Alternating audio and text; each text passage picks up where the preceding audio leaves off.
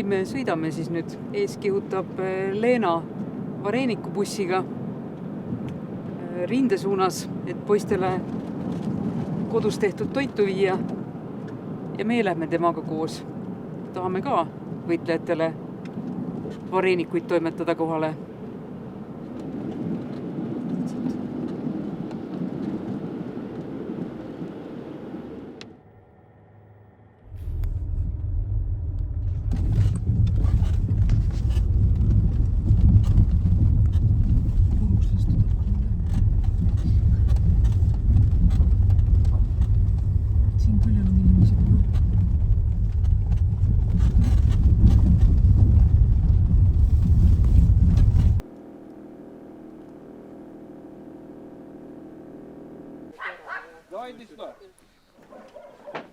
Naisleegioni vareenikubuss on jõudnud järjekordsesse kohta, kus mehed neid avasüli ootavad ja lausa jooksujalu bussist hakati vedama maitsvaid pakikesi juba uuele üles seatud laua peale.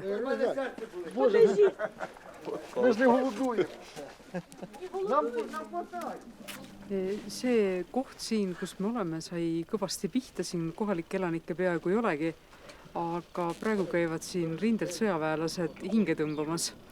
On 2 päeva kuumas kohas ja siis tulevad siin, pesevad varustust, tuulutavad saapaid, söövad kõhu täis. Mõned mehed isegi ütlesid, et nad siin söövadki kõhu täis, lähevad tagasi kaevikusse ja seal on siis nii kaua jooda nüüd vett, et ei hakka seal söömisega üldse jamamagi. Selline puhkepausi koht on siin, kus meid vastu võeti lahkelt praegu.